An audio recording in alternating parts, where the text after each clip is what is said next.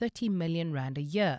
He's acted on a resolution taken by the National Assembly in May after a revision of the limit and the threshold for declaring donations by Parliament's Home Affairs Committee. Like the donation limit, the declaration threshold has also been doubled to 200,000 rand. Lindsay Dentlinger has more. After removing the 15 million rand donation limit private donors could make to political parties and independent candidates just before last year's May elections, the Western Cape High Court forced Parliament to reinstate the limit in August last year and for political parties to backdate their declarations to the Electoral Commission until a new limit was set. The original limits were set in 2018 when the National Assembly passed the Political Party Funding Act. In a proclamation published in the Government Gazette, President Cyril Ramaphosa has now determined the new donation limit to be 30 million rand a year. All donations more than 200,000 rand will now also have to be declared. Speaking in the Western Cape last week, the IEC's manager for political funding, George Mahlangu, said no party would be off the hook in declaring its donations, and even if below the declaration threshold, parties are expected to record these in their annual financial statements. Lindsay Dentlinger, Eyewitness News. The city of Johannesburg is rolling out its accelerated service delivery operation in Sandton today as it continues preparations for the G20 summit in November. Sandton is expected to be a central hub for international delegates, with many said to be accommodated in the area. The mayor and his teams are touring several locations in Sandton today to implement service delivery interventions. Alpha Ramshwana is there. One of the key initiatives the city of Johannesburg is undertaking in Sandton is the repair of roads across different parts of the area. Pretoria Avenue is among the routes closed to motorists, with teams on site fixing underground infrastructure damaged by water burst. The city plans to reopen the road by the end of October, just ahead of the G20 summit. However, Corporate and Shared Services MMC's Thembiso Zungu claims that the focus on fixing infrastructure in Sandton was not prompted by the international gathering. Because I think I said to the mayor, this should not be about G20. Even beyond the G20 event, should be able to be on the road fixing these roads. Earlier this year, President Cyril Ramaphosa criticized Mayor Data Murero for seemingly showing little commitment to fixing the city. He added that it would be unpleasant to welcome international guests to a city struggling with a service delivery crisis. Alpha Ramshwana, Eyewitness News, Johannesburg. And in Brazil, government has asked US tech giant Meta to remove chatbots which mimic children and can make sexually aggressive remarks from its platforms. Users of Meta's platforms, which include Instagram, Facebook and WhatsApp, can now create and customize such bots using the company's artificial intelligence. The news comes as a South American influencer, Haitalo Santos, posted content on Instagram featuring partially naked minors taking part in suggestive dances. In a letter sent to Meta last week, the government of Brazil denounced the proliferation of such bots. Gold is trading at $3,338.04 an ounce. The rand is at 17.62 to the dollar, 23.82 to the pound, 20.58 to the euro, and Brent crude oil is at $66.20 a barrel. Bedford View, slow-moving traffic on the N3 northbound. This is between the Elands interchange and the Galdenes interchange. Also in the Protea Glen Lenasia area, there's an accident scene N12 westbound. This is approaching the R554 Abu Bakr Drive, causing heavy delays in the mother city. Look out for those faulty traffic lights in Bellville at Peter Bowl and Strands Road. It's a fine afternoon in Gauteng today. Temperatures have peaked at highs of between 23 and 24 degrees, while Cape Town is cloudy with light rain in some parts at a high of 17. The top story in EWN this hour. The Johannesburg High Court is expected to hand down sentence in the case of Pete Sarah Simiao, who pled guilty to the kidnapping, rape and murder of 6-year-old Amantle Samane. EWN, in touch, in tune and independent. For the latest, visit ewn.co.za or download the EWN app. You're with Mandy Wiener on 702. Let's walk the talk. Streaming on the Prime Media Plus app. DSTV channel 856, 92.7 and 106 FM. The Midday Report with Mandy Wiener on 702 and Cape Talk is brought to you by Nedbank Commercial Banking. Think bigger, think Nedbank Commercial Banking. On the show today, Santako apologizes to the family of an e-hailing driver killed in Soweto last week. Drivers are marching in the Joburg CBD. The president raises the political party funding threshold. Should podcasts be regulated? And skibbity, delulu, and tradwife have been added to the dictionary. We'll explain all of those to you, don't worry. All of that coming up over the next hour. The Midday Report with Mandy Wiener. Streaming on the Prime Media Plus app, DSTV channel 856, 92.7 and 106 FM. Good afternoon. Welcome to the Midday Report on 702 and Cape Talk. Good to be with you today. Or should I say, it's Riz to be with you today. I know a lot of the news stories we do are Delulu with no Solulu.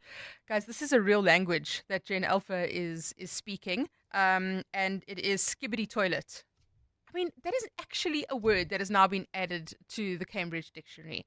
If you're a parent of a teenager, or if you're a teenager and you're not at school today, you need to send us a WhatsApp voice note, please, explaining skibbity, Delulu, tradwife, Luke, Riz, all of that, because this is in our lexicon now. This is a language that people are speaking. The only one that I asked ChatGPT to explain was skibbity. It doesn't have a traditional meaning in English. It's a nonsense or onomatopoeic word popularized by internet culture, particularly through a viral song and later a meme series called Skibbity Toilet. Very popular with Gen Alpha. Anyway, we have lots of very important matters to discuss, but you can send me a WhatsApp voice note 072 702 1702 072 567 1567. What's happening today? The South African National Taxi Council, Santako, has been speaking to the media.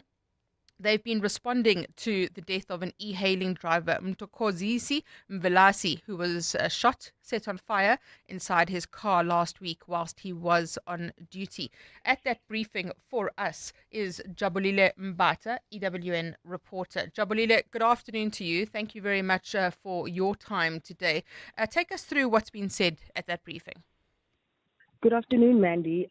So right now, the president of Santako is currently still speaking, but, you know, one of the things that he has highlighted and just wants to make it clear that, you know, they do send their condolences to the deceased e-hailing driver, but, you know, he's saying that the taxi industry is not responsible for this heinous act.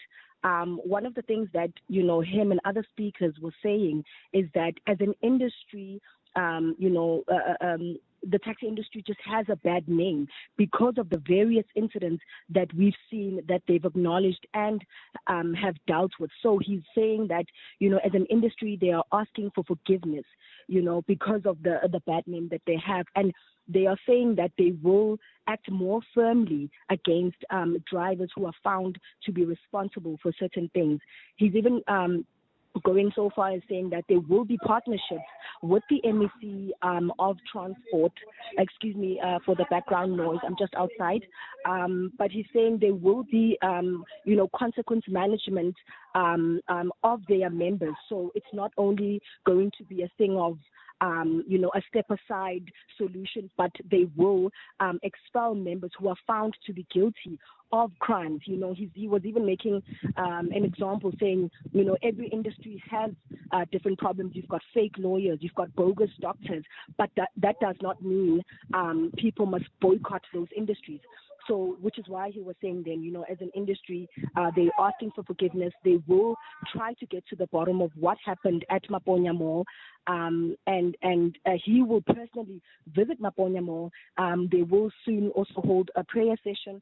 But also the reason he's going to Maponya Mall is to speak to the drivers, the taxi drivers who are working there, to try and reinforce this partnership of having all people in the transport industry to work together. So that's what we've been hearing, and they are also just highlighting some other, plans that they want to implement, such as, having a cashless system to try and prevent just crimes also happening in taxis, because they fully acknowledge that there are some elements of crimes happening within the industry and happening to other people of other different transport users. Right. But he's saying they're trying to act against that. So Jabulile, just to clarify, they're apologizing, but they're not necessarily saying we are responsible. They are saying that nobody can use Santaco as a cover for criminality, and they're working with the authorities, but they can't say for sure if any of their drivers were involved in this particular incident.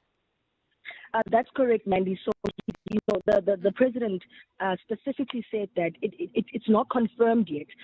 The authorities are still investigating, and in fact, they encourage police to try and find out what exactly happened at Maponya Mall. And he's saying that Maponya Mall is just an example of a crisis that they do have as the taxi industry, but he wants to bring a stop to that. He's just emphasizing that they will act against criminality. Jabulile, thank you very much. Jabulile Mbata, EWN reporter at that Santaco briefing. So that's the view from the taxi industry.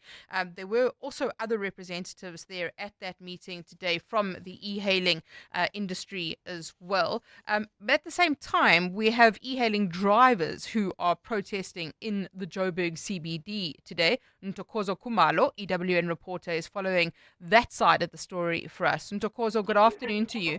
Take us through what the drivers have been saying there.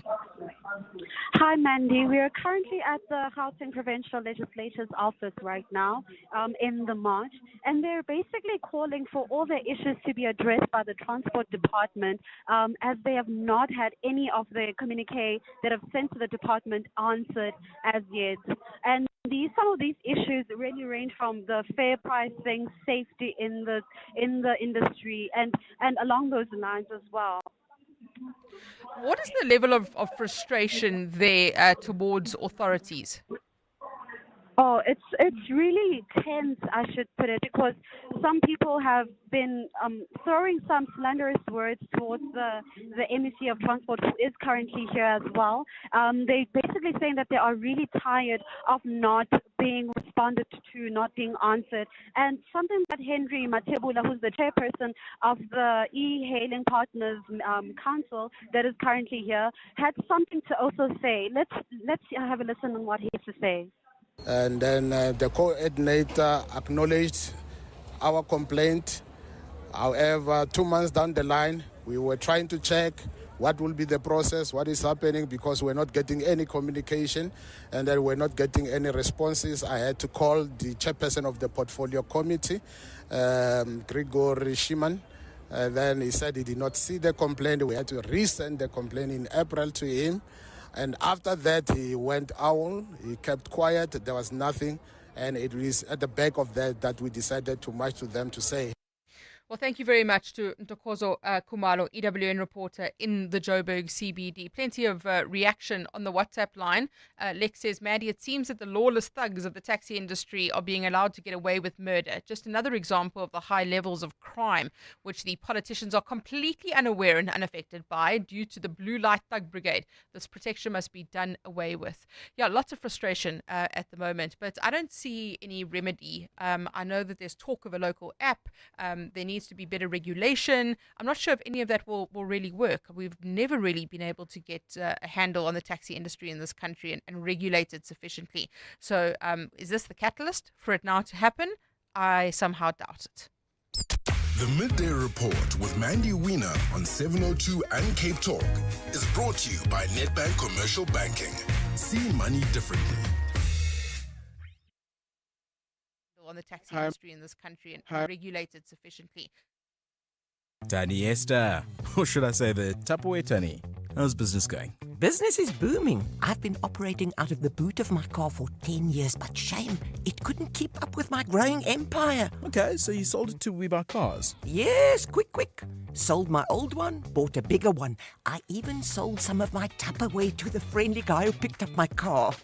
Stick to what you know best, eh, Tani? Excuse me? Never mind. We Buy Cars. Geared for your business, geared for you. The Festival of Motoring, powered by Westbank, brings the spirit of Ubuntu to the Kyalami Grand Prix circuit from the 29th to the 31st of August. Experience thrilling track drives, 4x4 adventures, drifting, supercar hot laps, and F1 demos. Get your tickets on Howler and use the promo code RADIO for a special discount.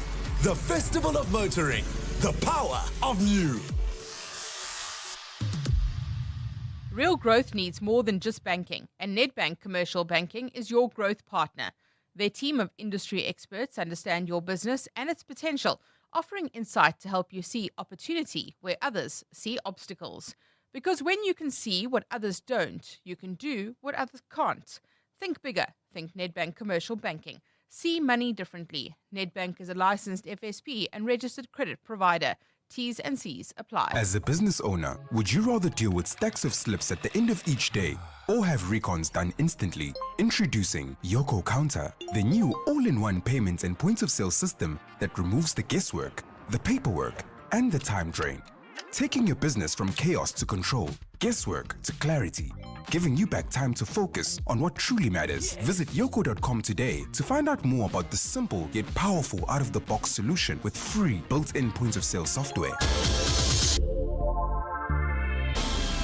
What if a few small shifts could dramatically boost retirement incomes? This Thursday on 702 Breakfast, Old Mutual Corporate will bring you more learnings shared at the recent Old Mutual Thought Leaders Forum. This time, we'll look at some of the ways employers can help improve retirement saving. We're talking real-world impact, employer case studies, and the smart shifts that are reshaping the future of retirement. Join the conversation Thursday, the 21st of August, brought to you by Old Mutual Corporate on 702. WhatsApp Mandy on 072 702 1702. Good afternoon, 702. With regards to this Santaco media press conference, doesn't make a difference. The guys on the ground will still do the same things, harass people, harass commuters, harass motorists. The taxi industry is a law unto themselves. Something drastic must change. Otherwise, this killing will continue and it will just continue. Eddie from Centurion. Hi, Mandy. Mandy, the president of Santaco, they always say this. Violence happens every year. Taxis are involved. We all know taxi operators are involved. It is never them. They always, when it suits them, the law must take its course. They must investigate when it suits them. Until something happens to them, then they say the law is not working for them. The law is working against them. Just like they're saying regulation needs to happen as soon as possible because it suits their narrative now. Now the law must work. You have a phone call. I think that they're just trying to placate us. I think they are just trying to say the right things for PR purposes. They have to show face. They have to say, oh, this is terrible. We will definitely investigate it. Not acceptable. Nothing will happen. Nothing will come of it. And this really is just a PR exercise. They're trying to placate us, but I don't see anybody getting a handle on the transport, the taxi industry specifically in that transport sector. We've seen Minister. Oh, it was an Uber notification. Oh, sorry. That makes perfect sense. Thank you, Noku, for pointing that out. It wasn't a phone call. Lol. So yeah, I think they are just trying to placate us. And I think that nothing is going to come from this. I don't see it, but it's exactly what Santaco has to say. 702. Mandy Wiener. Weekdays 12 to 1 p.m.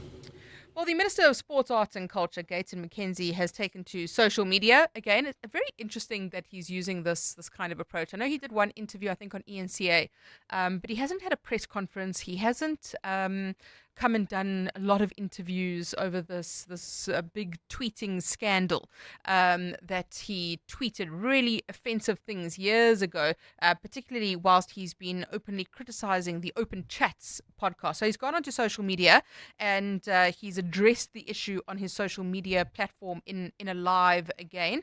He's also spoken about other things, the GNU, the National Dialogue, the party's election strategy as the Patriotic Alliance. Take a listen to what he had to say about his tweets. I'm going to come out of here as a person that hates racism. I'm going to take this up to the Constitutional Court so that everything they said, I said, we can prove. So I will not apologize because I'm not a racist. I've not said racist things. I will explain everything that was said there. So he's not apologizing. He's made that very, very clear. He won't be apologizing, and he defends the comments that he made on social media several years ago. The thing they say, we're going to break it down for you and in the equality court, and you'll see at the end of the day, I will come out here victorious out of this whole thing. Now, the reason why I'm telling you this because I don't want them to think I'm going to say things in order to keep a job. No, not me. That's not me. There's kill the boer, kill the farmer. That's racism. If you look for racism, that is racism. Kill the boer, kill the farmer. What racism? Who? Nobody can tell me exactly to say this is racism right here that you've done because there's a context to everything. I quoted Gandhi. Now, if I didn't quote Gandhi, you can Google what I said and then check. So they mustn't come here. I'm the one that they bring out selective tweets but we're going to defend it. That's Minister Gayton McKenzie. He won't be apologizing. He says he's going to come out of this victorious, and he's not a racist. So he's done that on social media, live. And all of this, of course, emanates from the controversy around the Open Chats podcast and comments that were made in that podcast and the furore around that. Well, this again raises the question around whether or not the podcasts in South Africa should be regulated. You may remember last month there was a draft white paper that looked at updating and modernizing our regulatory framework for digital content. And it looked at complexities of the evolving digital landscape, including streaming services, online platforms, and the need for enhanced online safety measures. Well, we're joined now by the Minister of Communications and Digital Technology, Solly Malatsi, to discuss this. Minister, good afternoon to you. Thank you very much for your time. Good afternoon to you and the listeners. Where are we in terms of this legislation or proposed legislation and potentially having tighter regulations around digital platforms? So where we are right now with the audio and audiovisual white paper is that it is the phase of public comment. Initially, it was supposed to close the end of this month, the public comment phase. But key different stakeholders then approached us with a request for an extension. And given the magnitude of the issues that we are dealing with and also, setting the policy agenda for the future, particularly in an evolving space, we thought that it is prudent to accede to those requests and then extended the comments until the 26th of September. Why do you think it is necessary for the digital platforms, for podcasts, to be better regulated?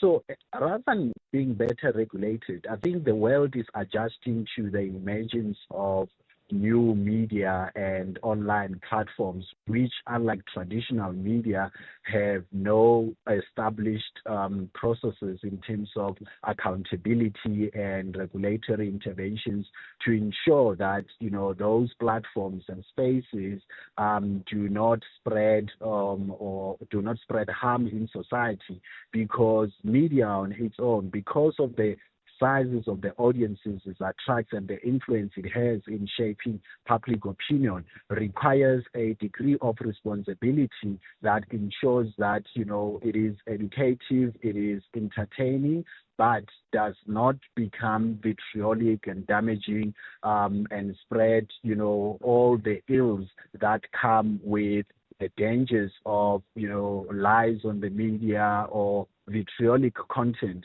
And I think the conversation is striking the right balance between the sacrosanct nature of freedom of speech and equally ensuring that there is a fair sense of regulation that protects citizens and audiences from content that can be harmful and also damaging, because it is important to strike that balance. And the conversation and the attempts that we are seeking about that is trying to strike that balance. I mean, some of the proposals in there are the prospect of an ombudsman for instance, and a code of conduct that people can subscribe to, that can have various instruments of accountability to ensure that there isn't just free reign that harms the dignity of people and also violates the freedoms of citizens. That balance is so important, Minister. And obviously many people turn to podcasts and podcasting platforms because they find it liberating, that it's unregulated, that you can drop an F-bomb and not have to apologize. But there still needs to be some degree of accountability. People can't just be shooting their mouths off with offensive, derogatory comments.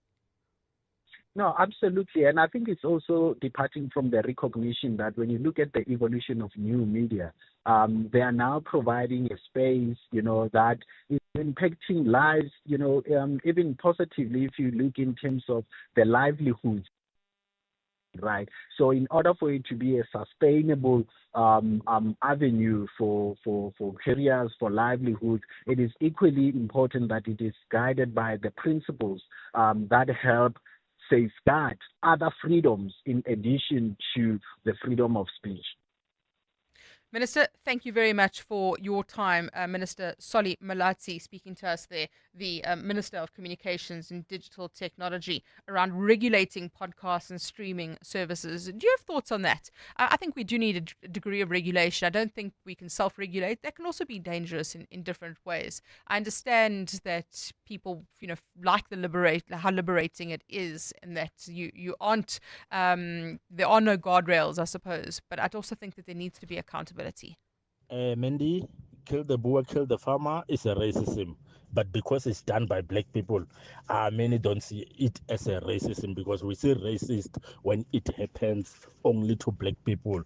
On the issue of e-hailing, that lady, she said she cannot regulate Uber or Bolt. She went to support the share from the taxi people. So she is on the side of the taxi. There's nothing that we can do to change what she is doing, because she is on the side of the taxi people. Thank you very much for those WhatsApp voice notes that are coming through. Lots of comments on the WhatsApp line. Mandy, what worries me is the general citizens are beginning to drive and park like taxis. Are we going to start killing other drivers soon? Meaning to sound extreme. Okay. The funniest thing about Gayton is that he is not coloured. Well, I mean, this is what the whole argument is about, right? About whether you can be coloured and black at the same time. His argument is you can be coloured and black at the same time. Other people have got a different view. And then, Mandy, what about dealing first with the taxi drivers, lesser infringements, stopping on red lines, going through red lights, etc.? Yeah, but that's lawlessness, right? So if you deal with those small issues, we'll be able to deal with the big issues. But let's see that happening in effect. You try and stop the taxis going down William Nicol through that red line and see what happens. 12:30, time for Eyewitness News. Did I say William Nicol? Sorry, it's Winnie Mandela. Let me correct myself. Thank you, Tolakele. Because I know that I'm about to be bombarded. I'm so sorry about that. 12:30, time for Eyewitness News headlines. Thanks, Mandy. Good afternoon. The South African National Taxi Council is working with police to ensure that those responsible for the murder of an e-hailing driver outside Maponya Mall in Soweto last week are brought to book.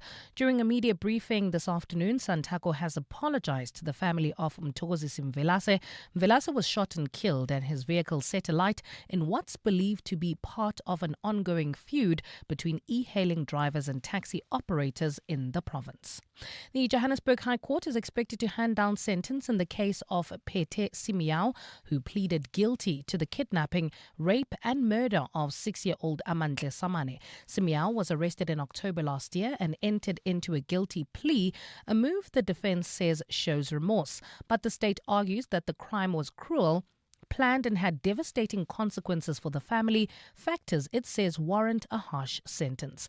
And Patriotic Alliance leader Gayton McKenzie says he has nothing to apologize for as a storm swirls over alleged offensive posts on his social media.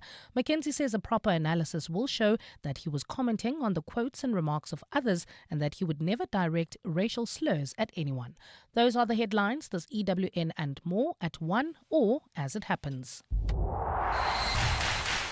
EWN Sport. Good afternoon, I'm Tolagile Mganga. Australia are chasing 297 for victory in their first ODI against South Africa, and the latest from their innings sees them on 155 for the loss of 6. That's in the 30th over. They need 142 runs from 20 overs for victory. Batting is Mitchell Marsh on 76 alongside Ben Dahouse on 30. Earlier, Aiden Markram top scored with 82 as the Proteas posted 296 for 8. Kagiso Rabada has been ruled out of these 3-match series with an ankle injury. Switching over to the Betway Premiership, where 5 games are scheduled tonight, including Kaizer Chiefs up against Richards Bay. Ahead of it, the Glamour Boys have confirmed the signing of striker Itasio Idogaro, who will wear the number 50 jersey. And on the pitch, Thabo Cele and his teammates will be looking to make it 3 wins in a row. We're growing together as a team. I think, as you can see, it's a growing team, within the club, and we're trying to get to the next level, and back in Holland also, the pre-season, we're trying to create that bond within the team, and we know that it's going to help us, and it's helping us already, we just want to get together and move forward together as a team and get, good results. And in the Rugby Championship, New Zealand's Patrick Tuilapo is expected to miss the rest of the tournament, having suffered a facial fracture against Argentina, while Ansel Nanat-Brown is out of the second Pumas match after failing concussion protocols. For South Africa, Makazola Mapimpi has been called up to the squad for the second test against Australia. That's in Cape Town on Saturday, after captain Siya Kolisi and Kurtley Aronsah were ruled out due to injury that they suffered in last weekend's defeat to the Wallabies. Tolagile Mganga, Eyewitness News Sport. EWN Traffic. Well, at this stage, we still have those roadworks in the Devland area heading towards Eldorado Park. This is on the Golden Highway between the N1 and Union Avenue. There's also slow-moving traffic in the Bedfordview area heading towards Alex N3 northbound between the Ilans Interchange and the Geldenays Interchange. Also in the Honeydew North Riding area, there's slow-moving traffic. This is on Malibongwe Drive, approaching Witkoppen Road. Look out for those faulty traffic lights in Rand Park, Grange, Bayers, Nodia, in the N1 North, and in the Mother City. There's also traffic lights not working in Belleville at Peter Bowl and Strand Road. If you come across any other traffic issues, please SMS us on 31702. We are also on X at EWN Traffic. There's more EWN on air, online, and on the EWN app. Burnt out, distracted, done? This is your wake-up call. The Mind Matters Summit hits South Africa, Cape Town. Top experts, elite athletes, wellness icons. One day to reset your mental game. Your turning point starts here, happening at the Cape Town ICC on the 4th of September. Mind Matters Summit. Change your mind, change your life. Book now at mindmatters-summit.com in proud partnership with Prime Media Cares. The Outsurance pointsmen know that every car on the road carries a story. Like the lady on her way to work, listening to a love song on the radio. She's recreating the music video in her mind with herself as the leading lady. The Outsurance pointsmen know it's not just a car in traffic, it's a concert on the move. Every story is different and every story matters. That's why the Outsurance pointsmen have been doing what they do since 2005 in proud partnership with 702. Outsurance is a licensed insurer and FSP. Think about 6 years ago when Amapiano was just a musical instrument. When streaming meant watching water flow, not videos online. And remote work was only said when your remote batteries died. So it makes you wonder, what will the next 6 years bring? Hino trucks now come standard with a 6-year drivetrain warranty, covering everything from pistons to gears. So although a lot can change in 6 years, our warranty promise won't. T's and C's apply. Hino, all the way. 702 and Capitec are showcasing a new, exciting game changer for small and medium businesses, helping you cut costs and grow. Here's how you'll save. So if we're looking at business is really a team sport. And we want a team who wants to be there. So having an engaged team is really a team that's more productive, it's more creative, it's more committed to the business's success. So building a positive company culture means you've got a team that goes above and beyond, boosting performance. Small business focus with Capitec. No matter the size of your business, Capitec's got you on 702. WhatsApp Mandy on 072 702 1702. Afternoon, Mandy. Afternoon, 702 listeners. I don't understand. Why do people say kill the Boer, kill the farmer chant? It's racism. It's not racism. When did it start first? When did it start? And what is it that it was fighting against? Your Krasmere. Hi, Mandy. I agree with Gittin McKenzie. And then I don't think Gittin McKenzie talk something that is racist. Or the context, I mean, the context is not a racist. However, maybe the words can be judged as a racist or regarded as a racist. But the point is, here in South Africa, people who are targeted as a racist from their own speech, people are only targeting the white people only, not the black people. That is why here in South Africa there is imbalance. There is people try to make reverse apartheid against white. My name is Les. Thank you for those WhatsApp voice notes. So just to give you some context there, I played a clip earlier of the Minister of Sports, Arts and Culture, Gayton McKenzie, saying the comments he made on social media were not racist. He won't be apologizing. But chants like kill the Boer are racist. Remember, there was a court ruling on this matter around whether they were racist or not. Don't forget, I think you always need to remember in this country, context is important. The Patriotic Alliance and the EFF hate each other. There is huge animosity there. And that also explains why he would make a comment like that, alluding to Julius Malema. So just remember the context always when you hear things like that from a politician. The Midday Report with Mandy Wiener on 702 and Cape Talk is brought to you by Nedbank Commercial Banking. See money differently. 12:38 on the Midday Report. The President has increased the annual donation threshold to political parties by an individual donor from 15 million to 30 million rand. He's also allowed for donations to political parties below 200,000 rand to go undisclosed, up from 100,000 rand. So that's inflation for you, or is it more complicated than that? Terry Tselane is the executive chairman of the Institute of Election Management Services in Africa and joins us now. Terry, good afternoon to you. Thanks for your time. What is your reading of this? Is it because political parties are not getting the donations that they would like because now it becomes public, or is it merely an inflation issue? Good afternoon to you, Mandy, and to 72 listeners, and thank you very much for having me. I think there are two issues here. Firstly, that the political parties are not getting as many people as they had expected to donate at 100,000 rands, and as a result of that, the President felt that it was going to allowing individuals to contribute at least 200 rands without being reported would actually assist in terms of getting many people to contribute without their names being known by the general public.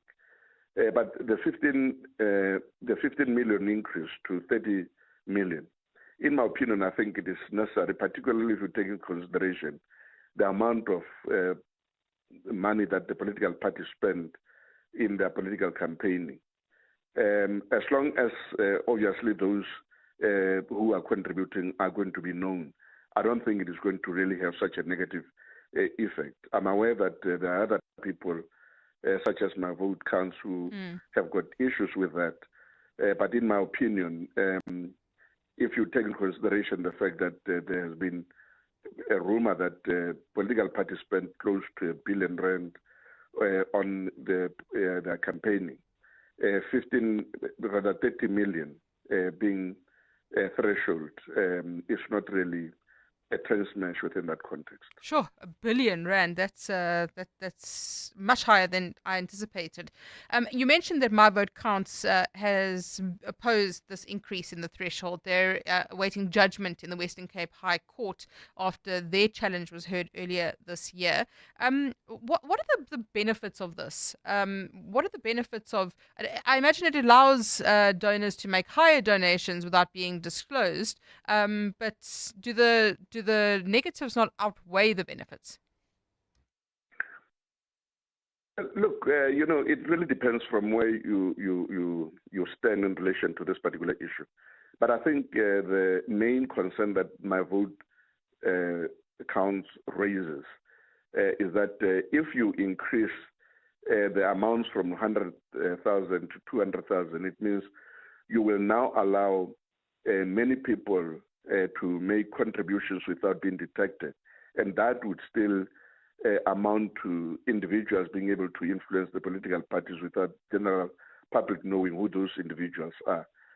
So that's the main concern to say that it should have been kept still at 100,000. In fact, their view is that it should actually even be reduced so that every person who is making a contribution to a political party is known and that particular person is reported upon, in the books of the Electoral Commission.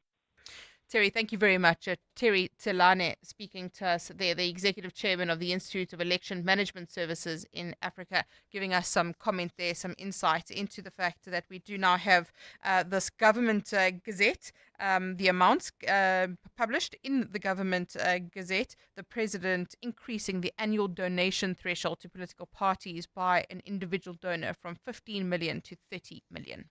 702. The Midday Report with Mandy Wiener. Let's walk the talk. Well, you know, of course, that the G20 is coming to South Africa in November, but for the entire year, obviously, there are different events that are taking place and a lot of concern around whether Joburg will be ready to host the G20 summit. Well, the Joburg mayor has been inspecting key service delivery projects in preparation for the G20 summit. I wonder, are they going to just show us the things that have been fixed, or would they go and check other things? Well, Alpha Ramashwana, EWN reporter, is on that story for us. Alpha, tell us, where has the mayor been and what has he found? Good afternoon, Mandy. Well, today the mayor has been focusing on Region E of the city of Johannesburg, which is Sandton, really focusing on the roads, the traffic signs, traffic lights as well. As you would know, that the G20 summit is coming in November, and a lot of those international delegates, of course, are going to be accommodated in and around Sandton. And the mayor of Johannesburg at this moment is trying to make sure the traffic lights are working as they should. You would remember that the city is still fighting a massive traffic light issue where traffic lights across the city haven't been working. Vandalism of traffic lights as well, something that they've been struggling with. And the mayor has been repairing those traffic lights today. We went to Pretoria Street, which is actually just a kilometer away or so from 702 Studios in Sandton, and they are repairing a street now, repairing and fixing the underground pipes that have burst, making sure that by end of October the road will be reopened, and many other roads in Sandton as well that are currently undergoing maintenance. So everything that they're doing and checking here in Sandton today, the mayor says they will 100% be done before the G20 summit comes to Johannesburg in November. Right now, we're actually on our way to Alexandra, which is not too far from Sandton, and they're going to be doing service delivery checks there as well. We had a chance to speak to the MMC for Shared Services, and he says while they are preparing for the G20 summit, this service delivery program is not only for that summit. Let's take a listen to what he said. You see, we not just now, I think, when I was still a chief whip, I had Councillor Shackleton coming to me that there's a road in Sandton that needs to be fixed, and they've been trying to reach out to GRA, and they've been struggling. And I raised that with the mayor as well, that there's a road in Sandton that needs to be fixed. But now, there'll always be this thing that there's G20 now, we'll start fixing roads and do what, and so on. This has been long outstanding. I think since last year, May, this road has been like this. And eventually had to sit to the call from the residents and the councillors that we need to fix this road, not just for G20, but for future use as well. Because I think I said to the mayor, this should not be about G20. Even beyond the G20 event, should be able to be on the road fixing these roads and making sure that our residents are having roads that are perfect and ready to be used. Alpha, I know people are going to be very skeptical of this. It's like putting lipstick on a pig. It's cosmetic, what they're doing, because we still have fundamental problems with our infrastructure in the city of Joburg. What is the mayor saying about that this is just cosmetic, or is he dealing with the actual underlying issues? to the infrastructure issues here in the city of Johannesburg, the mayor has acknowledged that they need a lot of money to fix, billions and billions to fix, which the city doesn't really have at the moment. I mean, even I remember at his State of the City address, he mentioned that he does understand that the water and electricity infrastructure in Johannesburg is aging. It's been there for over 100 years now, and they don't have the financial capacity to deal with it as of yet.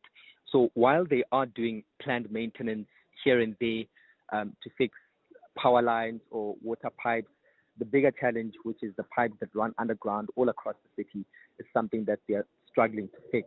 They have reached out, according to the mayor, to national government for intervention and assistance with finances to try and get the infrastructure issues addressed. But at this moment, the mayor doesn't know when they'll get them fixed. He's trying to raise the funds to address the infrastructure issues in the city of Johannesburg. Alpha, thank you very much. Alpha Ramashwana, EWN reporter with the Mayor of Joburg, Dara Morero, as they're going to inspect the key service delivery projects in anticipation of the G20 summit. I really think this is putting lipstick on a pig. I think it's cosmetic. We have such fundamental problems with infrastructure in the city of Joburg. Oh, and I heard that they had allegedly fix the street lights on the road to the airport. You know, I drive that road all the time in the dark, unfortunately for me, and there are no street lights. There is a stretch where you are in pitch black, and I heard the Premier saying that they'd fixed it, but I drove that road last week and it wasn't fixed. It was all dark. Driving to the airport in the morning and back from the airport in the evening, it was pitch black. So if you drive that road regularly, let me know, are those street lights fixed on the airport highway, on the R21, huh? On the R21. I'd love to know what your experience has been of that. Send me a WhatsApp voice note, 072 702 1702, 072 567 1567. Selling your car shouldn't be a mission. We Buy Cars gets it. Life's short and time is precious. Get an offer online and sell your car within a day from wherever it suits you. It's really that simple with We Buy Cars. Shopping for your new ride? Discover thousands of vehicles online or We Buy Cars, South Africa's trusted way to buy and sell cars. Are you looking for the best savings on spectacles? At Specsavers, enjoy 1,500 Rand off when you get tested at South Africa's trusted and most established optical group. Get 1,500 Rand off all frames in store, or use your 1,500 Rand off on our leading lens enhancements, such as drive light lenses that reduce artificial glare whilst driving. Book online or call your nearest store today. Affordable eye care? Specsavers. T's and C's apply. As a business owner, would you rather deal with stacks of slips at the end of each day or have recons done instantly? Introducing Yoko Counter, the new all-in-one payments and points of sale system that removes the guesswork, the paperwork, and the time drain. Taking your business from chaos to control, guesswork to clarity, giving you back time to focus on what truly matters. Visit yoko.com today to find out more about the simple yet powerful out-of-the-box solution with free built-in point of sale software. In Germany, business is strictly no nonsense. But in Thailand, being too serious could actually work against you. In Russia, decisions come from the top. But in Sweden, it's all about the group. The Dutch like to be direct, but the Taiwanese will say maybe, even when they actually mean no. Oh yes. Getting it right pays dividends. So invest offshore with a partner who has 26 years experience in global markets, because investing in foreign markets isn't foreign to us. Coronation. Trust is earned. Coronation is an authorized FSP. WhatsApp Mandy on 072 702 1702. Andy, it's just surprising to me that Cyril is so quick to respond to issues that affect his political party in terms of money. But when it comes to issues concerning the South African citizens, he will procrastinate until, forever. We even forget the issue. But when it comes to money that affects his party, he doubles the possibility of his own income. Thank you, Mahal from Germiston. Hi, Mandy. We don't need national dialogues and national conventions. We need a year of national mourning for all the death in our country, from little Nikita, whose body was bashed against the ceiling by her drunken, drug-addled father, to the taxi driver killed in Maponya Mall I have to now. Thank you very much. Sorry for cutting that off prematurely. On the WhatsApp line, Mandy, I want to explode with rage hearing the mayor saying they're going to fix Pretoria Street as Region E marks day 3 with no water and almost yet 2 of that gaping hole on Pretoria. The middle finger to citizens of Joburg from our government is indescribable. Yeah, I imagine there's a lot of rage in response to all of that. Thank you. 702, the Midday Report, Monday to Friday. 12 to 1 p.m. So just a disclaimer, if you have small humans in the car with you, maybe turn the volume down because we're going to discuss a criminal trial, sentencing proceedings in the Joburg High Court where a 25-year-old Mozambican national facing punishment for the rape, kidnapping and murder of a 6-year-old, Mongezi Koko, EWN reporter, following that story in court for us. Mongezi, good afternoon to you. Take us through what's been happening in this case. Good afternoon. Now, Mandy, Pete Sarasimiao faces a litany of charges, namely murder, rape. He also faces contravention of the immigration law and in addition to kidnapping. Now, he already pleaded guilty to all of the charges brought forward by the state, and through his defense, he has expressed his remorse for the action, indicating to the court that he was drunk when he kidnapped 6-year-old Amantle Samani, when he then locked her inside his shack in Orlando, Soweto, before then leaving to go to a store and then returning. This is where he alleges that he committed the heinous crime of sexually assaulting the toddler and eventually strangling her to death. Now, during proceedings today, quite brief, Randy, the state then brought forward its argument in terms of sentencing, where the defense then also brought in its mitigating factors, quite limited considering the severity of the charges brought forward. They namely brought up how Pete Sarasimiao remains remorseful and how he did not waste the court's time by pleading guilty. So not much coming there. The judge had to step in and ask about his education, which is also a factor when mitigation is brought forward in court, where the state then, or rather the defense then indicated that Sarasimiao completed matric. But that aside, Mandy, the state has then requested that the court impose the harshest punishment possible, 5 years for contravention of the Immigration Act and also 5 years for kidnapping. This in addition to 2 life sentences, namely for the rape and the murder. The mother took the stand, Mandy, where she read out the victim impact statement. Very emotional, might I add. She went on as far as to say that she now has a disdain for foreign nationals, all stemming from the killing of her youngest daughter. She had 5 children, now 4, and she explains that the other 4 fail to speak. They now have attitudes, and it's just really a terrible environment back at home. Sure, what a difficult story, Mongezi. Thank you very much. Mongezi Koko, EWN reporter in court for us.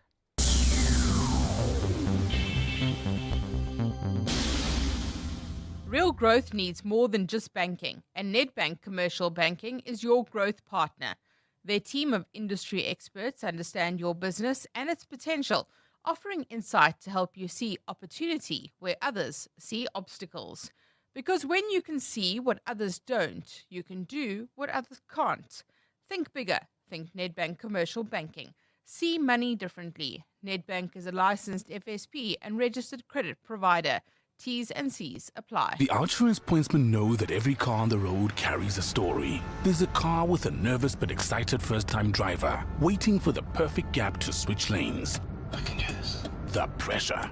The Outsurance pointsman knows it's not just a car in traffic. It's a sense of freedom and independence on the move. Every story is different and every story matters. That's why the Outsurance pointsmen have been doing what they do since 2005 in proud partnership with 702. Outsurance is a licensed insurer and FSP. Are you living with diabetes? Tired of painful fingerstick tests? Introducing a new continuous glucose monitoring system from Abbott Laboratories. The Freestyle Libre 2 system sends glucose readings straight to your compatible smartphone. With minute-by-minute glucose readings, optional glucose alarms, and excellent accuracy, the Freestyle Libre system is here to support you in the management of your diabetes. For more information and where to buy your Freestyle Libre 2 sensor, visit www.freestylelibre.com. Now available at your local pharmacy. Selling your car shouldn't be a mission. We Buy Cars gets it. Life's short and time is precious. Get an offer online and sell your car within a day from wherever it suits you. It's really that simple with We Buy Cars. Shopping for your new ride? Discover thousands of vehicles online or We Buy Cars, South Africa's trusted way to buy and sell cars. And now it's back to Mandy Wiener on the Midday Report. This is 702. Let's walk the talk. 12:57 on the Midday Report. So we've spoken about a lot of very heavy things on the show today. And you know I'm a big believer in light and shade. We need to balance out the heaviness. So I like to speak about popular culture and to educate you on things. So there have been a couple of new words that have been added to the Cambridge Dictionary over the past year. And if you are a parent of a Gen Alpha, or if you are a Gen Alpha, then you'll know what these mean. But to most people do not understand this language. So the words skibbity, delulu, tradwife, and luke have been added to the Cambridge Dictionary. A lot of these are from social media, lots of it to do with influencers. So the word skibbity is a slang term that could mean cool or bad or sometimes nothing at all. And it comes from a viral YouTube series called Skibbity Toilet. Very popular amongst Gen Alpha. So you now know that you can use skibbity. Riz is something that's very cool as well. Sus also. But even the Australian Prime Minister, Anthony Albanese, has taken on this lexicon. Earlier this year, he used the phrase delulu with no solulu when he was speaking about the coalition that is in place in Australia. Take a listen to what the Australian PM had to say. They are delulu with no solulu, Mr. Speaker. They are completely delusional. Completely delusional, Mr. Speaker, when it comes to that. So delulu is delusional and solulu is solution. So they are delusional with no solution, which is delulu with no solulu. I like to think that we're Riz here on the Midday Report.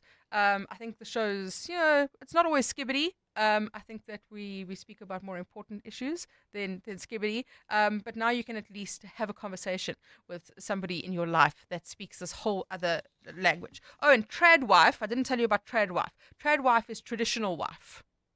So, tradwife is a word, apparently. It's just been shortened. And there was one more as well that I wanted. Oh, sus. I don't actually know. Do you know what sus means? What's it? Sassy. Sassy. Police is doing the move that goes with it. Okay, so sus is sassy.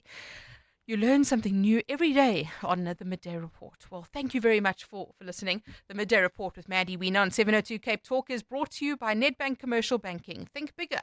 Think Nedbank Commercial Banking. It's 1 o'clock. This is EWN. Santako apologizes to the family of a slain e-hailing driver, and Minister Gayton McKenzie says he will not be apologizing.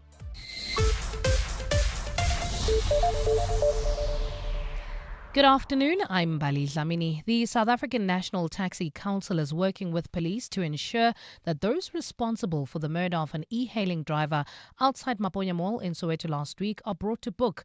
During a media briefing today, Santako apologized to the family of Mthokozisi Mvelase.